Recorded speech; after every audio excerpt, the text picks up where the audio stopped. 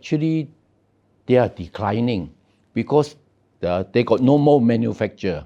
If you were to go to New York today, their airport, their metro system, and their rail system, they are even now worse than the newly developing country, which had infrastructure assets built by China. I'm very pleased that the China Academy had invited me for this interview. So I'm very pleased to get to meet you all online. Thank you very much.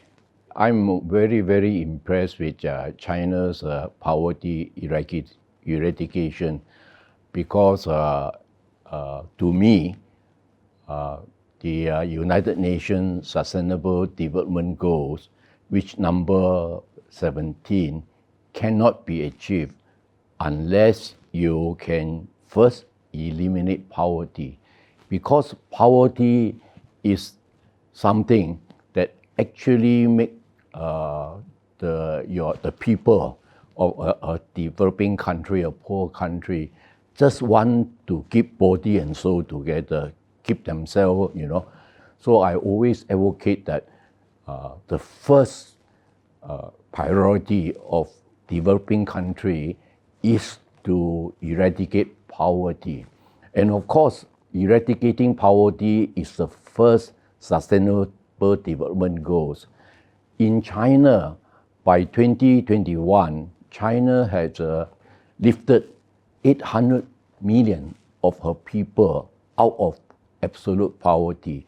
But it's not only lifting the 800 million people out of absolute poverty, but also making them a part of your 小康之家. That means what you call in English of family or community of shared moderate prosperity. And so this is unprecedented in human history. So I'm very much trying to get developing countries to come to see China's poverty eradication success, and so that they can go back to their own country's villages to actually do something like what China has done. Because in Malaysia, for example, my country, the villagers are very poor and very aged, very old, because the young people have all gone to the city, because there was no work for them in the villages.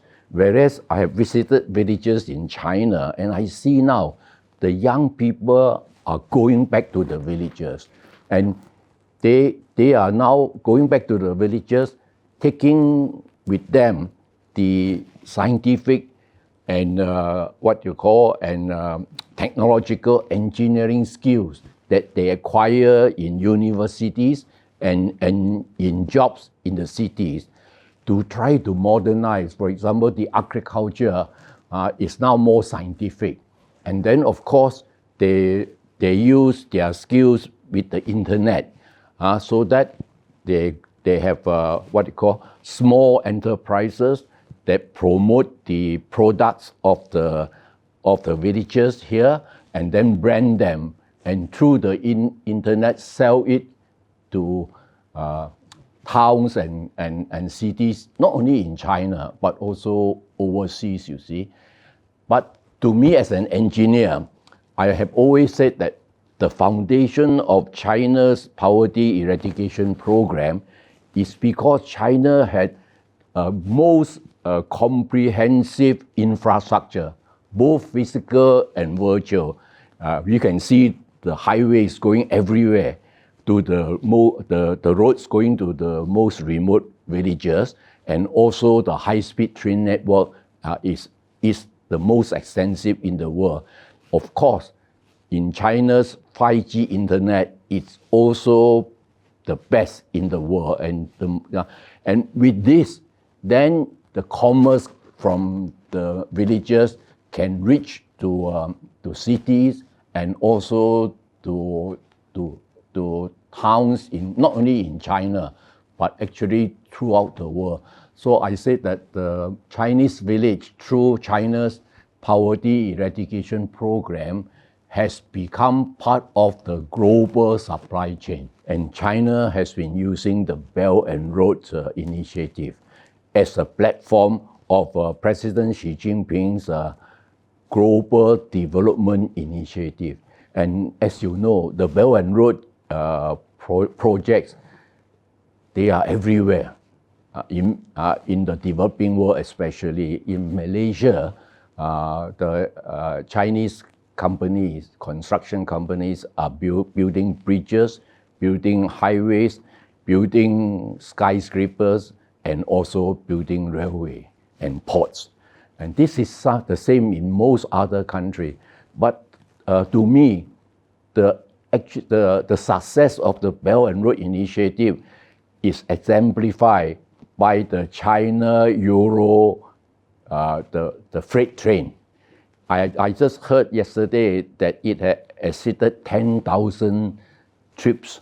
And it is, I think it's only about 12 years since it started. And this is one example of the success of the Belt and Road Initiative, because it has replaced camels by trains. And we in Malaysia always say that, in Malaysian history, we have been colonized by, Portugal, by Holland, by England, and then by Japan.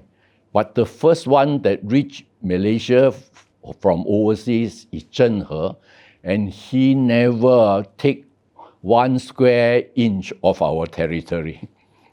China actually had a longer history of scientific and technological discoveries and invention than the West, because the West actually, their what you call industrial revolution only started in the 17th century. But the thing is that China's scientific and technological invention actually were used to better the life of ordinary people in China. But the West, once they invented the steam engine, they put the steam engine not only to drive trains, not only to drive their textile mills and all that, but also put them in gunboats. And with the gunboats, they go and conquer everywhere. And what they do, then they grow rich by getting the resources from the developing country. Not only material resources, like minerals, but also people. You know about the slave trade that actually make America rich from Africa, the slave thing. But also a lot of Asian countries also, like from China, from India. So it is an entirely different philosophy. That one for China is that we don't really care very much about conquering the rest. We want to actually care about our own people, make them, a bit more prosperous, and then after that, then can share the prosperity with other countries. Whereas the West, even today, is still trying to colonize the developing world. But now, of course, not by military force or occupation, but by financial dominance. It's still going on, especially in America. They become the most dominant country, but then they insist on that other country must share their own value system. But when you are wanting to share the American value system, you need to be subservient to them.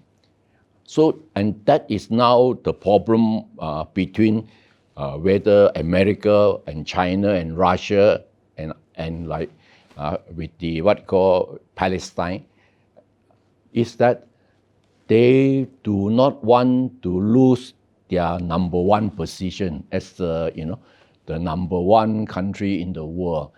But actually they are declining because they got no more manufacture. If you were to go to New York today, their airport, their metro system, and their rail system, they are even now worse than the newly developing country, which had infrastructure assets built by China. And why is this? Because they are not prepared to say that let Chinese or other countries' contractors to come to build those infrastructure in America, and they themselves has got no capacity to do so. So in the end, nothing get done. Their infrastructure get worse and worse, and of course their economy now is not based on hard assets, it's on paper, whether it's American dollar in paper or stock certificate in paper. And that is not a real economy. Like for example, a company's stock price overnight can drop 10-15% one.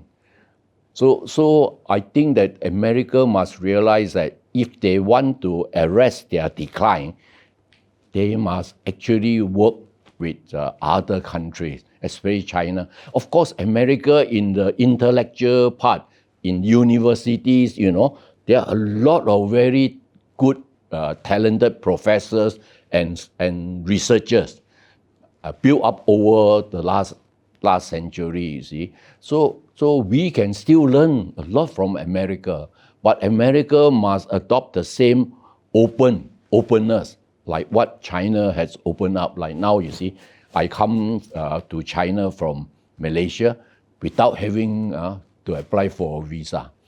So China is opening up, whereas America is shutting themselves up, you see. So I think this is the conflict that actually we need to solve by getting more American, especially young American, to come and visit China and see for themselves what is China, rather than hearing from their politician or their newspaper as if China is still very backward and China is still stealing their intellectual property rights in the train development and other high-speed train development and other infrastructure development.